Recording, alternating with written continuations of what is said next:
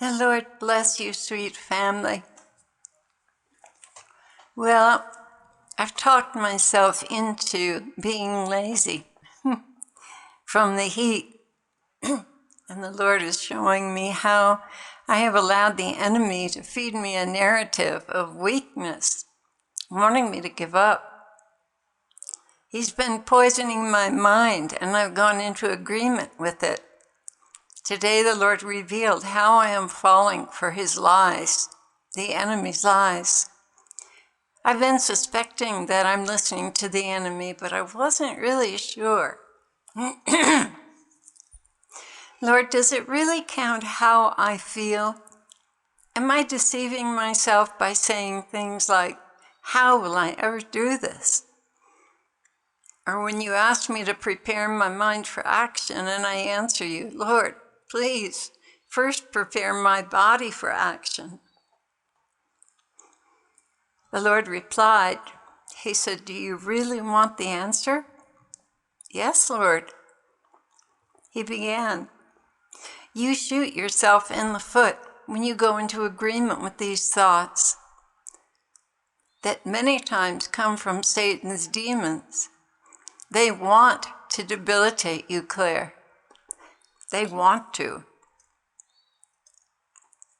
You should counter these thoughts with something simple, like, his strength is sufficient for me, for his power is perfected in my weakness.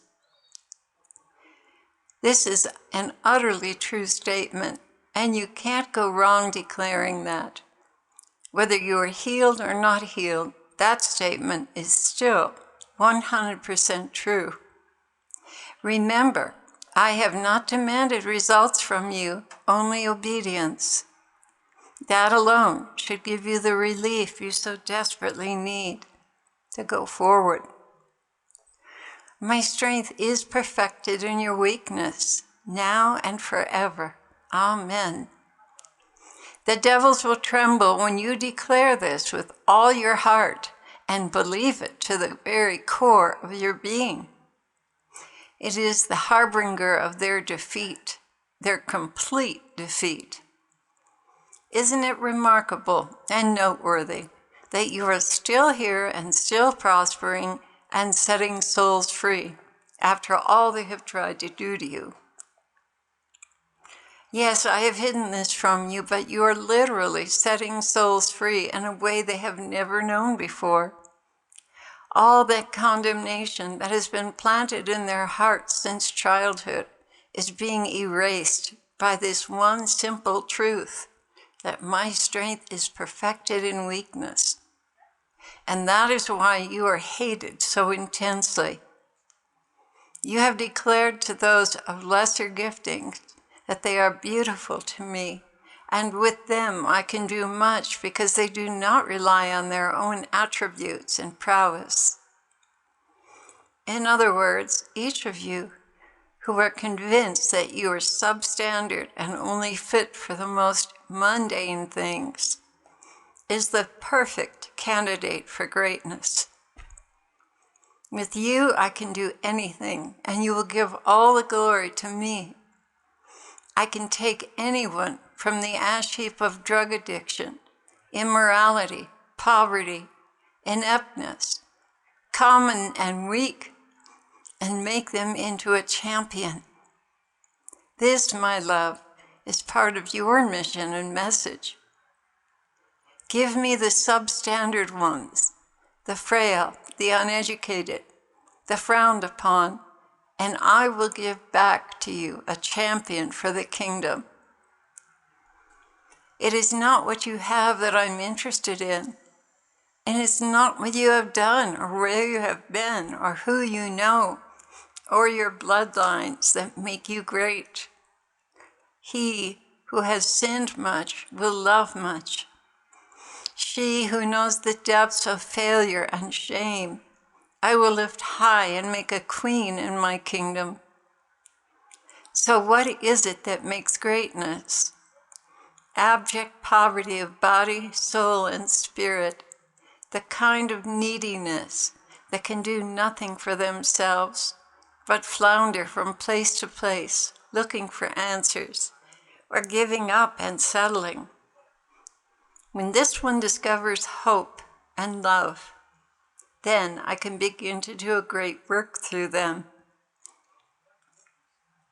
In the long run, it is the soul who believes in me with all their heart that I can do anything through. Believe in me with all your heart, Claire. Stop looking at shadows and listening to lies. Look only to me and believe. I can turn bitterness into love, failures into great accomplishments, wavering in constant behavior to steadfastness. Whatever faults operate in your life, no matter how many failures you've had, no matter how old you are, I can turn everything around to glorify my kingdom and draw all souls to me.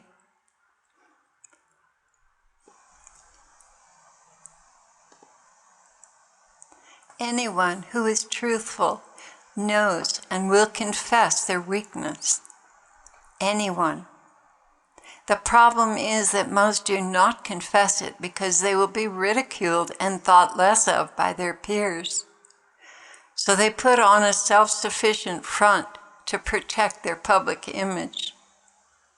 They don't confront their failures, they hide from them. Deep down inside, they are just as much failures and disappointments to themselves as the ones that do confess it. The difference between success and failure is simply the ability to accept the truth about yourself and throw yourself at the feet of my mercy. When you have completely abandoned your false concept of being successful, you need to convince yourself and make excuses. When you come to grips with your abject poverty, then you are empty and have nothing more to lose. This is when I can step in and make it happen.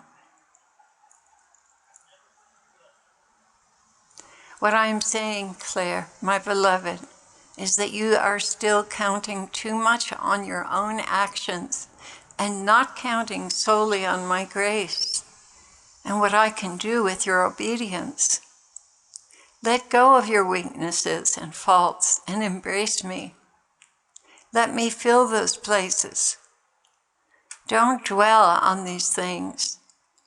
Dwell on my strength and how it comes to perfection in your weakest moments. Oh, how I wish I could see. Oh, how I wish you could see the magnificent accomplishments of the littlest ones whom I worked through. You would be shocked. It's not about what you have. It is about what you believe and what I have and I can do. Consider the Red Sea, how it parted with Moses' command. It is inconceivable to you at this time what I can accomplish through you. But in heaven, you will see it all. No man can glory in what he does. Everything comes from my hand.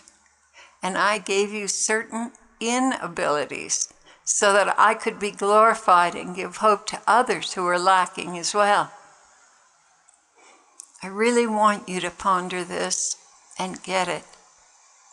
Everything depends on you understanding and believing with unwavering faith that I am who I am and I live in you to bring you and all your works to perfection. All that was needed was your consent and cooperation. Nothing more. Lord, please give me that unwavering faith so that I can believe without giving in to any kind of disappointment, but standing strong in the face of all opposition and doing nothing more than exactly what I'm told to do. Please, Lord, infuse that into our beings. Amen.